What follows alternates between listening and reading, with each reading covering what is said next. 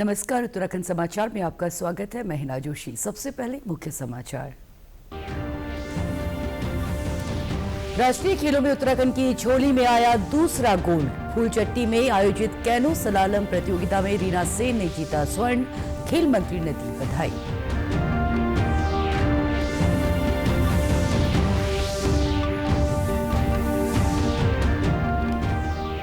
दिल्ली में चुनाव प्रचार कर देहरादून लौटे मुख्यमंत्री पुष्कर सिंह धामी ने किया जीत का दावा। कहा, बीजेपी पर भरोसा कर दिल्ली में भी डबल इंजन सरकार बनाएगी जनता।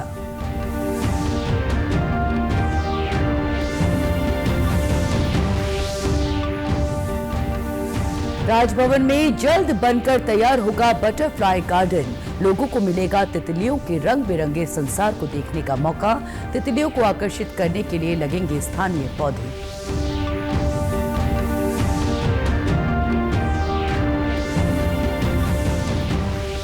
बेटी बचाओ बेटी पढ़ाओ के 10 साल पूरे होने पर जागरूकता कार्यक्रम जारी। बागेश्वर में बाइक रैली निकालकर दिया बेटी बचाओ बेटी पढ़ाओ का संदेश।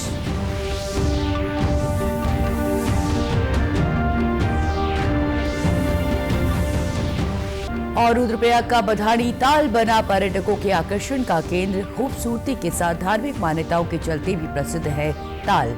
रंग बिरंगी मछलियों का भी हो रहा दीदार। और अब समाचार विस्तार से। सबसे पहले बात करेंगे 38वें राष्ट्रीय खेलों की।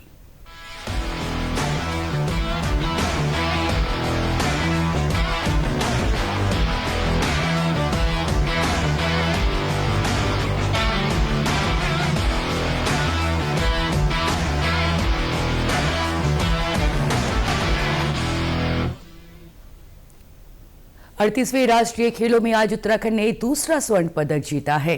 ऋषिकेश के समीप फूलचट्टी में आयोजित वाटर स्पोर्ट्स में कैनो सलालम प्रतियोगिता में उत्तराखंड की रीना सेन ने महिला ओपन की सिंगल्स में स्वर्ण पदक हासिल किया है। प्रदेश की खेल मंत्री रेखा आर्य ने रीना सेन को बधाई देते हुए लिखा कि ऐसी प्रतिभाएं आने वाले वर्षों में दूसरे खिलाड़ियों के लिए प्रेरणा का स्रोत बनेंगी। वहीं बैडमिंटन प्रतियोगिता में उत्तराखंड को आज 2 रजत पदक मिले। देहरादून में परेड ग्राउंड में मल्टीपर्पज हॉल में खेले गए पुरुष सिंगल फाइनल्स में सूर्याक्ष रावत को तमिलनाडु के सतीश कुमार से कड़े मुकाबले में हार का सामना करना पड़ा। वहीं महिला डबल्स मुकाबले के फाइनल में भी उत्तराखंड टीम को सीधे सेट में हार मिली और अन्य बेस्ट और एंजल पुनेरा की जोड़ी को रजत पदक से संतोष करना पड़ा। इस प्रतिस्पर्धा में कर्नाटक ने स्वर्ण पदक अपने नाम किया। वहीं कांस्य पदक उत्तराखंड की गायत्री रावत और मनसा रावत और तमिलनाडु की अरुल बाला आर और वर्षिणी वीएस ने साझा किया। इस बीच फुटबॉल में उत्तराखंड की पुरुष टीम ने शानदार प्रदर्शन करते हुए गोवा को 4-1 से हराकर फाइनल में जगह बना ली। वहीं टिहरी झील में चल रहे 38वें राष्ट्रीय खेलों में दूसरे दिन रोइंग प्रतियोगिता की सेमीफाइनल मैच आयोजित किए गए। प्रतियोगिता में आए करीब 20 राज्यों से 200 से अधिक महिला और पुरुष खिलाड़ियों ने अपनी अपनी प्रतियोगिताओं में खूब दमखम दिखाया, जिसके चलते दूसरे दिन 48 प्रतियोगिताएं आयोजित की गई। वहीं कल फाइनल मुकाबले आयोजित किए जाएंगे, जिसमें गोल्ड, सिल्वर और ब्रॉन्ज मेडल के लिए खिलाड़ी जोर लगाएंगे। मेजबान उत्तराखंड को खुशी हुई कि पेयर में उत्तराखंड की टीम ने फाइनल में स्थान बना लिया और पदक मिलने की एक और आशा बढ़ गई है, क्योंकि फाइनल में पहुंच गई है। जब तक उत्तराखंड की टीम फाइनल में नहीं पहुंचती तब तक पदक मिलने की कोई संभावना नहीं थी और इसलिए भावनाएं बढ़ी हैं। उत्तराखंड की टीम में विजय की खुशी की लहर है। और इसके साथ ही आज जो टीमें फाइनल में पहुंची हैं, पुरुषों में जहां एक तरफ सर्विसेज की टीम पहले से फाइनल में पहुंच चुकी थी, मध्य प्रदेश की टीम फाइनल में पहुंच चुकी थी और आज उसके साथ में उत्तर प्रदेश, मणिपुर, ओडिशा के खिलाड़ियों ने और हरियाणा के खिलाड़ियों ने भी विजय प्राप्त करके फाइनल में स्थान बनाई। वहीं महिलाओं में केरल की टीम ने अपनी शानदार प्रदर्शन किया, मेघालय ने अच्छा प्रदर्शन किया, उड़ीसा ने अच्छा प्रदर्शन किया और उन्होंने फाइनल में जगह बना करके कल होने वाले पदकों की रेस में शामिल हो गए। इस दौरान टिहरी पहुंचे उत्तराखंड रोइंग एसोसिएशन के सचिव अजय जोशी ने कहा कि नेशनल गेम्स होना इस बात को अंकित करता है कि देश भर में इससे बेहतर जगह कहीं नहीं है। उन्होंने कहा कि यहां रोइंग एकेडमी बननी चाहिए ताकि प्रदेश के साथ साथ देश भर के खिलाड़ी यहां प्रशिक्षण लेकर लाभ हासिल कर सके। इससे बड़ा एक्सपोजर तो कुछ और हो नहीं सकता। नेशनल गेम्स यहाँ पर हो रहे हैं और हमारे खिलाड़ियों के लिए इससे अच्छी कोई बात नहीं हो सकती। और जहाँ तक बात है इसकी एकेडमी बनाने की। तो मेरा मानना है कि इससे उपयुक्त स्थान कोई और है नहीं कि जहाँ पर एकेडमी बने, जिससे न केवल टूरिज़्म को बहुत फ़ायदा होगा बल्कि हमारे जो बच्चे हैं जो कि विभिन्न बड़ी बड़ी प्रतियोगिताओं में पार्टिसिपेट कर सकते हैं और मेडल्स ला सकते हैं। इस दौरान पंजाब के रोइंग एसोसिएशन के जनरल सेक्रेटरी जसवीर सिंह ने कहा कि रोइंग फेडरेशन ऑफ इंडिया से भी इस बात पर जोर दिया जाएगा कि हाई ऑल्टीट्यूड प्रशिक्षण के लिए टिहरी बांध की झील में प्रशिक्षण दिया जा सकता है।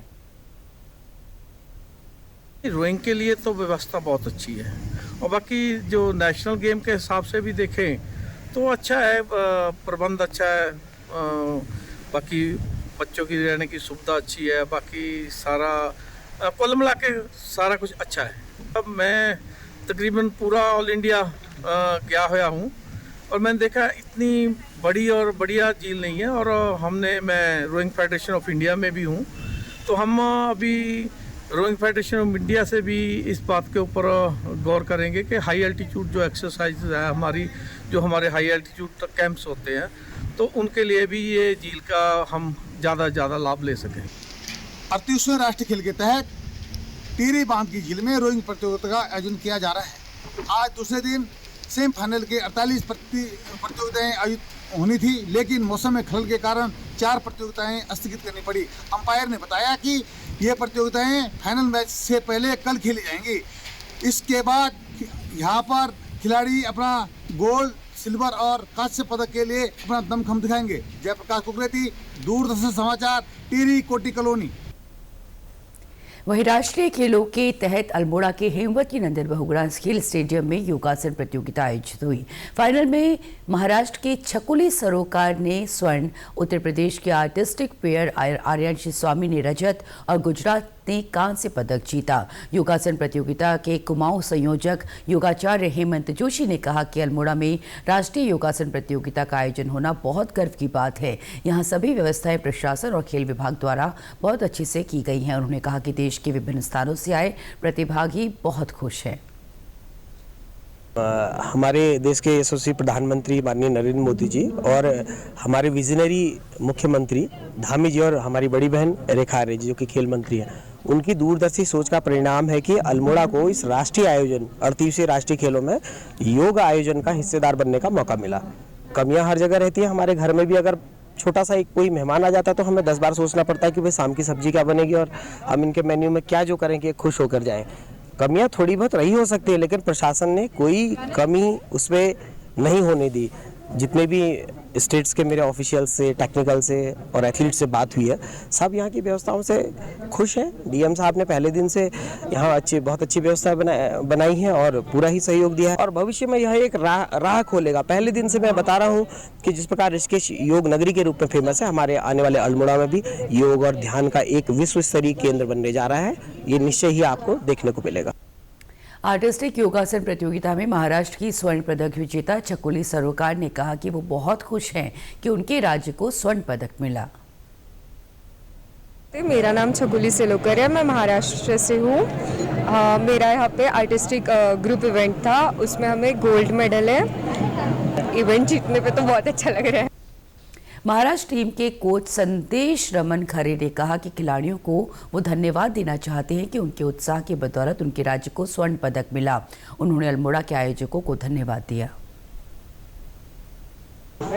मेरा नाम संदेश रमन खरे है, मैं महाराष्ट्र टीम का कोच हूँ और अभी कंपनी खत्म हुई आर्टिस्टिक ग्रुप की गर्ल्स, जिसमें हमें गोल्ड मेडल्स प्राप्त हुआ है। मैं सबसे पहले तो सभी धन्यवाद व्यक्त करना चाहूँगा हमारी महाराष्ट्र एसोसिएशन की सभी पदाधिकारियों का, साथ ही महाराष्ट्र एसोसिएशन के जो हमारे प्रेसिडेंट है संजय जी मालपानी सर, साथ ही हमारे सतीश मोहगावकर सर और हमारे पवार सर, इनके सहकार्य से, इनके नेतृत्व में हमारा जो कैंप हुआ उसी की वजह से हम लोग ये गोल्ड मेडल ले पाए हैं।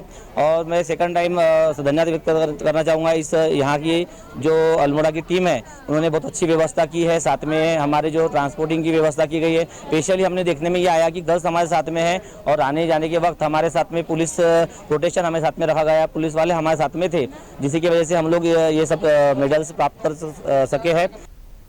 आर्टिस्टिक महिला पेयर में उत्तर प्रदेश ने रजत पदक जीता। इस दौरान उत्तर प्रदेश की आर्यांशी ने कहा कि वो बहुत खुश हैं कि उन्हें दोबारा रजत पदक मिला है। 38 नेशनल गेम्स में आके मुझे बहुत अच्छा लग रहा है और अभी मैंने आर्टिस्टिक पेयर में सिल्वर मेडल लिया है, तो इसकी खुशी है मुझे बहुत ज़्यादा। तो थैंक यू उत्तराखंड सरकार, उन्होंने बहुत अच्छा हमारा जो व्यवस्था है रुकने की, खाने की, पीने की, वो भी बहुत अच्छी करी है।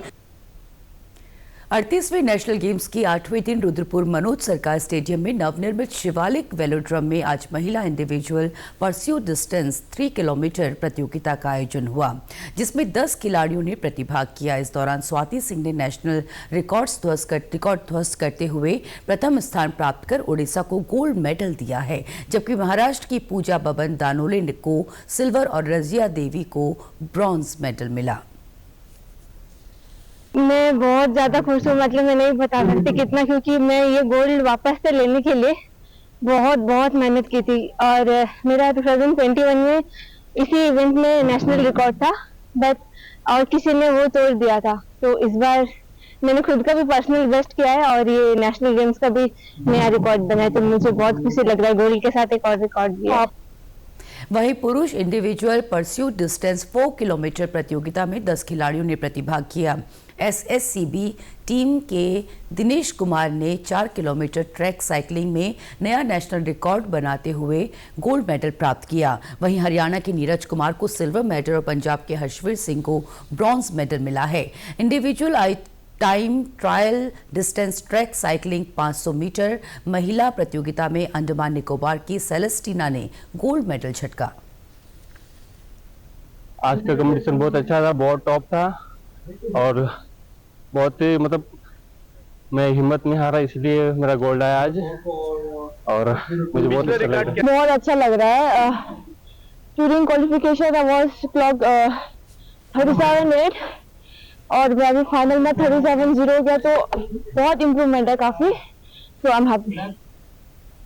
दिल्ली में लगातार कई दिन चुनाव प्रचार के बाद देहरादून लौटे मुख्यमंत्री पुष्कर सिंह धामी आज मीडिया से मुखातिब हुए। इस मौके पर मुख्यमंत्री ने दावा किया कि दिल्ली की जनता ने इस बार आपदा की सरकार को जड़ से उखाड़ने के लिए पूरा मन बना लिया है। मुख्यमंत्री का कहना है कि दिल्ली सरकार ने यमुना को पूरी तरह से मैला कर दिया और दिल्ली को सभी देशों की राजधानी से सबसे ज्यादा प्रदूषित किया। इसीलिए अब वहां की जनता आम आदमी पार्टी की सरकार से नाराज है और दिल्ली में भी बीजेपी की डबल इंजन सरकार बनाने का मन बना चुकी है। इस बार परिवर्तन की बयार है। इस बार वहाँ पर आपदा की सरकार ने पिछले 10 सालों में जो तमाम बड़े बड़े वायदे किए थे और बड़ी बड़ी बातें की थी, वो सब खोखली साबित हुई हैं। 10 सालों में कोई विशेष काम वहाँ पर हुआ नहीं है। इस यमुना जी की सफाई नहीं हुई, दिल्ली प्रदूषण मुक्त नहीं हुई, मोहल्ला क्लिनिक खुले नहीं, उल्टा घोटाले हो गए, घपले हो गए। भ्रष्टाचार के मामलों में उनके मंत्री, मुख्यमंत्री, उप मुख्यमंत्री, सांसद सभी जेल में गए हैं और सभी के ऊपर अभी भी जो है न्यायालय में मुकदमे चल रहे हैं। निश्चित रूप से देश के अंदर लोग डबल इंजन की सरकारों को आज प्राथमिकता दे रहे हैं। दिल्ली में भी डबल इंजन लगेगा, भारतीय जनता पार्टी की सरकार बनेगी, ऐतिहासिक भारतीय जनता पार्टी की जीत होगी और एक नया युग दिल्ली के लिए भी होगा, क्योंकि पिछले 27 सालों से वहाँ पर गैर भाजपाई सरकारें हैं जिन्होंने दिल्ली का पूरी तरह से दिल्ली को पीछे ले गए। दिल्ली को जो है दुनिया की सबसे प्रदूषित राजधानी बनाने का काम इनके कालखंड में हुआ। प्राकृतिक सौंदर्य और जैव विविधता से भरपूर राजभवन देहरादून में बहुत जल्द ही बटरफ्लाई गार्डन बनकर तैयार हो जाएगा। ये गार्डन आगंतुकों को तितलियों के रंग बिरंगे संसार को देखने के साथ साथ उनके संरक्षण को भी बढ़ावा देगा। इस संबंध में राज्यपाल लेफ्टिनेंट जनरल गुरमीत सिंह ने प्रमुख वन संरक्षक डॉक्टर धनंजय मोहन और वन विभाग के अन्य अधिकारियों के साथ चर्चा की। प्रमुख वन संरक्षक डॉक्टर धनंजय मोहन ने बताया कि गार्डन की कार्ययोजना तैयार कर ली गई है। उन्होंने बताया कि गार्डन में तितलियों हेतु उपयुक्त स्थानीय पौधे लगाए जाएंगे जो तितलियों को आकर्षित करते हैं। ये उनके जीवन चक्र को पोषित करने में मदद करेंगे। उन्होंने बताया कि उत्तराखंड में तितलियों की 500 से अधिक प्रजातियां पाई जाती हैं, जो यहाँ की समृद्ध जैव विविधता को दर्शाती है। राजभवन परिसर में पहले से ही विभिन्न प्रकार के पेड़ पौधे और पुष्प वाटिकाएं मौजूद हैं, जो तितलियों और पक्षियों के लिए अनुकूल वातावरण प्रदान करते हैं। यहाँ वक्त हो चला है छोटे से विराम का, जल्द हाजिर होते हैं, बने रहिए हमारे साथ।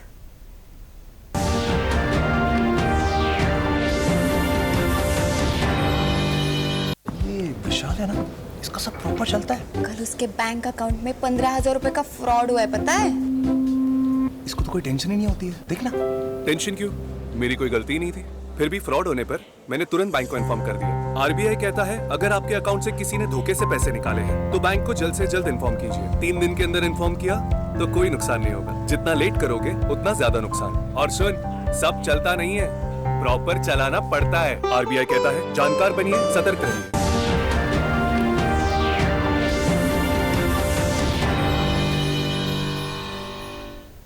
विराम के बाद आप सभी का पुनः स्वागत। बागेश्वर में बेटी बचाओ बेटी पढ़ाओ कार्यक्रम के 10 साल पूरे होने पर जन जागरूकता रैली निकाली गई। जिलाधिकारी आशीष बटगाई और पुलिस अधीक्षक चंद्रशेखर घोड़के ने रैली को हरी झंडी दिखाकर रवाना किया। इस दौरान विभिन्न विभागों की महिला कर्मचारियों और महिला पुलिस कर्मियों ने स्कूटी से नगर में रैली निकालकर लोगों को बेटी बचाओ बेटी पढ़ाओ का संदेश दिया। इस मौके पर जिलाधिकारी ने कहा कि बेटी बचाओ बेटी पढ़ाओ कार्यक्रम के तहत मेरा सपना मेरा लक्ष्य कार्यक्रम भी आयोजित किया जा रहा है, जिसके तहत बेटियों को विभागों का एक्सपोजर विजिट कराने के साथ ही महिला अधिकारियों द्वारा बेटियों के सपनों को साकार करने के लिए उन्हें प्रेरणा दी जा रही है। जिलाधिकारी ने कहा कि बीते 10 सालों में महिला सशक्तिकरण की दिशा में अनेक कार्य हुए हैं। सामाजिक क्षेत्र में प्रचार प्रसार के माध्यम से जन जागरूकता फैलाई गई है। बेटी पढ़ाओ योजना को 10 वर्ष पूर्ण हो चुके हैं, तो उसी के क्रम में एक जागरूकता रैली यहाँ पर आज स्टार्ट की गई है, जिसमें महिलाएं, बालिकाएं और जो हमारी महिला कार्मिक हैं विभिन्न विभागों की और पुलिस के जो हमारे कार्मिक हैं उनके द्वारा इसमें पार्टिसिपेट किया गया है। तो ये रैली पूरे टाउन का भ्रमण करेगी और उसका उद्देश्य यही है कि जन जागरूकता फैलाई जाएगी। और विगत 10 वर्षों में बेटी बचाओ बेटी पढ़ाओ योजना ने बहुत अच्छे से काम किया है और पूरे सामाजिक क्षेत्र में एक जागरूकता का प्रचार प्रसार इसके माध्यम से किया गया है। और आने वाले समय में भी और भी नए कार्यक्रम इसमें ऐड किए जाएंगे। हमारे जनपद के अंतर्गत हम लोगों ने मेरा सपना मेरा लक्ष्य कार्यक्रम बेटी बचाओ बेटी पढ़ाओ के तत्वावधान में ही स्टार्ट किया है। तो उसी के क्रम में और भी हम कार्यक्रम डिस्ट्रिक्ट लेवल पे भी इनिशिएट करेंगे और बहुत सारे ऑलरेडी जो स्कीम चल रही हैं, कार्यक्रम चल रही हैं बेटी बचाओ बेटी पढ़ाओ के अंतर्गत, उससे ज़्यादा बालिकाओं को, महिलाओं को लाभान्वित करने का प्रयास किया जाएगा। इस मौके पर बाल विकास विभाग की कार्यक्रम अधिकारी मंजू लता यादव ने कहा कि बाइक रैली का मकसद आम जनमानस को बेटी बचाओ बेटी पढ़ाओ के महत्व से अवगत कराना है। उन्होंने कहा कि आज बेटियां हर क्षेत्र में ऊंचाइयों की ओर अग्रसर हैं। आज भारत ही नहीं अपितु विश्व में विभिन्न क्षेत्रों का नेतृत्व हमारी बेटियां कर रही हैं। हमने बागेश्वर जनपद में के जो विभिन्न महिला कार्मिक हैं उनके द्वारा जो है स्कूटी रैली का आयोजन किया है। इसमें पुलिस विभाग, हेल्थ और पंचायत और साथ ही जो है हमारे आंगनबाड़ी वर्कर, सुपरवाइजर वगैरह सभी लोग हैं। और इसका उद्देश्य यही है कि स्कूटी चलाकर महिलाएं महिला सशक्तिकरण को दर्शाएंगी। लोग जो है आजकल देख पाएंगे कि आज महिलाएं जो है किसी भी क्षेत्र में कम नहीं है और इतने साल जो हमने योजना चलाई है उसका कहीं ना कहीं जो है प्रभाव परिलक्षित हो रहा है और हमारी बेटियां जो हैं आगे बढ़ रही हैं। उत्तराखंड हथकरघा एवं हस्तशिल्प विकास परिषद की ओर से जिला उद्योग केंद्र कोटद्वार द्वारा आज जनपद पौड़ी गढ़वाल के कोटद्वार स्थित जशोधरपुर में 50 दिवसीय प्रशिक्षण का कार्यक्रम संपन्न हुआ। ये प्रशिक्षण क्षेत्र के बोक्सा जनजाति की महिलाओं और युवतियों को आत्मनिर्भर बनाने के लिए दिया गया। इस प्रशिक्षण में क्षेत्र की 20 प्रशिक्षणार्थियों ने ऊन से बनी विभिन्न प्रकार की आकर्षक वस्तुओं को बनाना सीखा। आज 50 दिन का पूर्ण प्रशिक्षण लेने के बाद उन्हें प्रमाण पत्र भी दिए गए। इस अवसर पर जिला उद्योग केंद्र के महाप्रबंधक सोमनाथ गर्ग ने बताया कि उनका मुख्य उद्देश्य क्षेत्र की महिलाओं को आत्मनिर्भर बनाना है। ये कार्यक्रम UHSDC और उद्योग निदेशालय के सौजन्य से यहाँ जिला उद्योग केंद्र ने आयोजित किया और ये 50 दिन का कार्यक्रम था जिसका समापन आज रहा। और इस कार्यक्रम में क्रोशेट निटिंग और निटिंग के विषय में डिटेल जानकारी दी गई। इस तरह के कार्यक्रमों का मुख्य उद्देश्य स्वावलंबी बनाना लोगों को है, स्वरोजगार की तरफ प्रेरित करना है। और ये कार्यक्रम विशेष रूप से जो जनजातीय समुदाय है उसके लिए एक योजना सरकार की है, उसके तहत कराया गया है।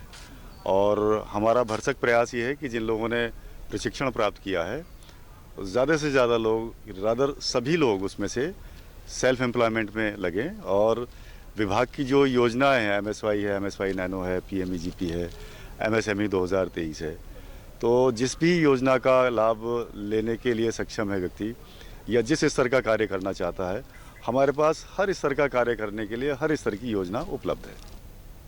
मास्टर ट्रेनर निर्मला ने बताया कि प्रशिक्षण के दौरान ग्रामीण महिलाओं और युवतियों को क्रोशिया और नेटिंग क्राफ्ट सिखाया गया। उन्होंने बहुत लगन और मेहनत से ट्रेनिंग ली है और अब वे काफी कुछ बनना भी सीख गई हैं, जो उन्हें आत्मनिर्भरता की ओर ले जाएगा।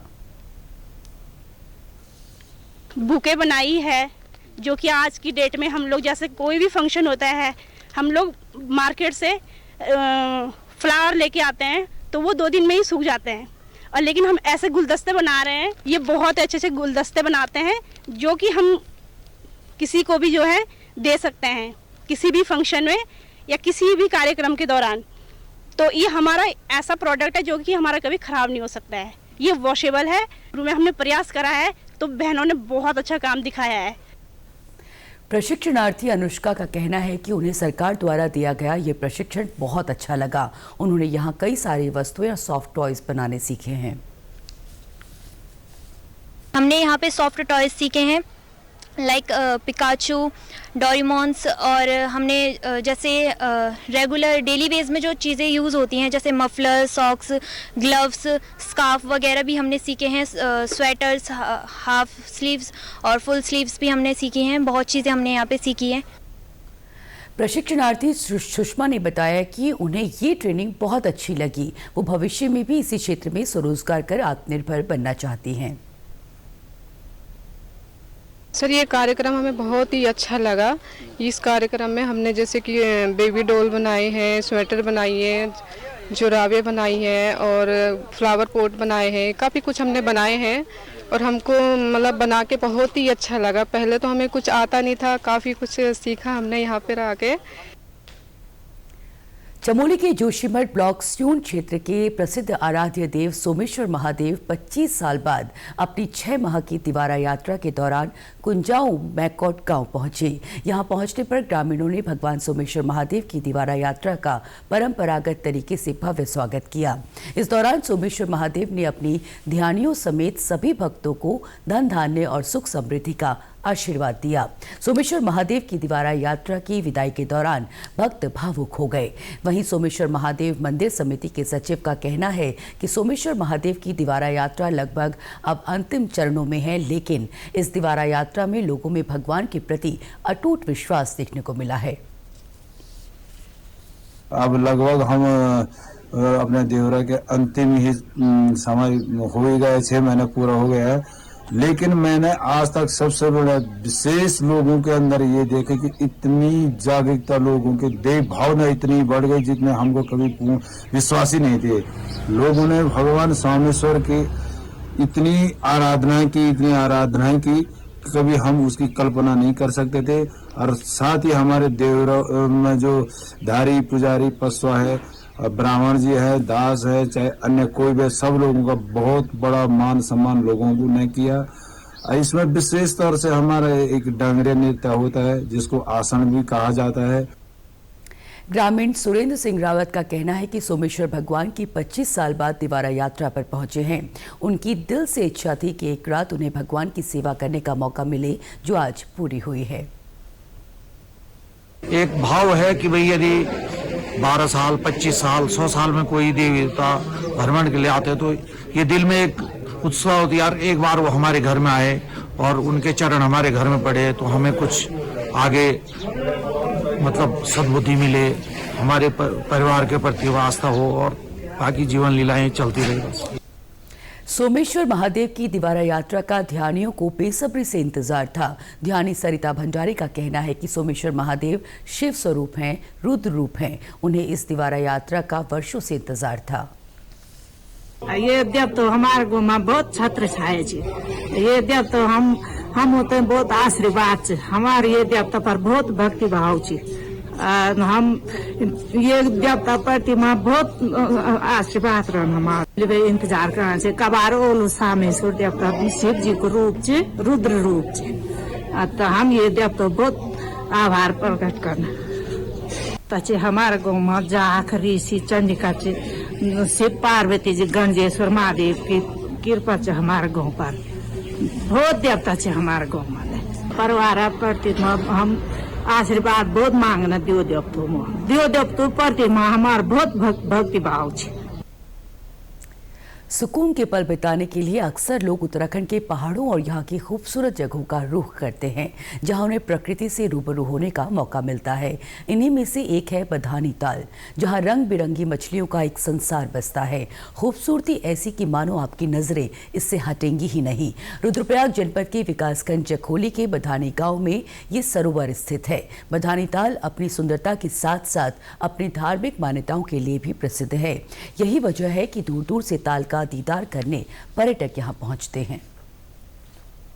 और हम रुद्रप्रयाग से आए घूमने के लिए बधानी ताल में, और हमने यहाँ पे सुना था कि यहाँ पे बहुत रंग बिरंगी प्रकार की मछलियाँ होती हैं, उनकी पूजा भी होती है। और यहाँ जाके हमें लगा यहाँ पे कि बहुत सच में एक शक्ति है यहाँ पे देवताओं की। और यहाँ पे आके हमें बहुत अच्छा लगा। मछलियों को यहाँ पे प्रसाद के रूप में दाना भी हमने दिया, जिस तरीके से यहाँ पे देते हैं। बहुत सारे लोग, हमने पता है कि बहुत सारे लोग यहाँ पे आते हैं, मछलियों को पूजते हैं। और सबसे बड़ी बात है कि ये इसका संगम जो है वो त्रिवेणी से, जो कि भगवान शिव और पार्वती की विवाह स्थल है त्रिवेणी, उससे इसका संगम है। और वहीं से ये जल यहाँ पर इस ताल में भरता है और उसी का जल है, तो इस जल को भी एक दैवीय शक्ति मानते हैं। ये जो सरोवर है ये पानी त्रिवेणी से यहाँ पे आता है। और ये तो मैं ये कहता हूँ कि जब भी संसार बनी होगी, ये दुनिया बसी होगी, तब से ये पानी यहाँ पे आता है त्रिवेणी से। और यहाँ पे पूजा अर्चना की जाती है और रंग बिरंगी मछलियाँ भी आते हैं। और जब त्रिवेणी में ये हमारा जो जगह यात्रा होती है सर, तो वहाँ से तिल जौ इस पवित्र स्थान पर यहाँ पे मौजूद मैंने भी देखा, आते भी हैं कि पूजा अर्चना होती है। दूर दराज से पर्यटन ट्रैकिंग लोग यहाँ पे आते हैं।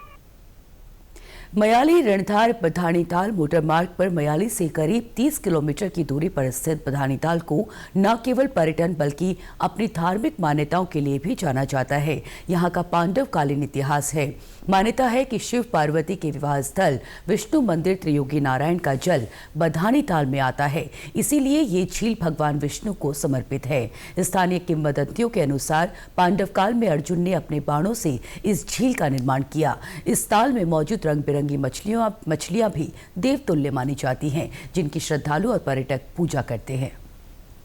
कहते हैं कि महाभारत काल में जब पांडव केदारनाथ की ओर जब जा रहे थे, तो द्रौपदी के द्वारा जब सायंकालीन जो रात्रि प्रवास यहाँ पर किया गया, द्रौपदी के द्वारा प्रातः काल में स्नान के लिए निवेदन किया गया अर्जुन से। तो अर्जुन के द्वारा ही उस समय इस झील को अपने तीर से उसको उत्पत्ति इसकी बताई गई है। तो उस समय से इसका एक विशेष महात्म्य है। अगर आपको भी रंग बिरंगी मछलियों की दुनिया देखनी है तो आप रुद्रप्रयाग जनपद के सुदूरवर्ती बधानी गांव में आ सकते हैं। बधानी गांव में एक बेहद ही खूबसूरत ताल है। मान्यता है कि त्रियोगी नारायण भगवान शिव और पार्वती का जो विवाह स्थल है और विष्णु भगवान का मंदिर त्रियोगी नारायण है, वहाँ का जल इस कुंड में आता है और तब वहाँ के जल से ये तालाब बनता है और इस तालाब को देवीय शक्तियों का रूप माना जाता है। मछलियाँ रंग बिरंगी मछलियाँ रहती हैं, उनको भगवान विष्णु भगवान का स्वरूप माना जाता है और इनकी यहाँ पे पूजा अर्चना की जाती है। और इन रंग बिरंगी मछलियों की वजह से ये पूरा बधानी गांव फेमस है। वर्ष भर यहाँ पर देश दुनिया के श्रद्धालुओं और पर्यटकों का तांता लगा रहता है। लोग यहाँ पर इन खूबसूरत मछलियों की दुनिया को देखने के लिए पहुँचते हैं। कुलदीप राणा, डीडी न्यूज, बधानी ताल। उत्तराखंड के समाचारों में आज बस इतना ही। हमें दीजिए इजाजत। नमस्कार।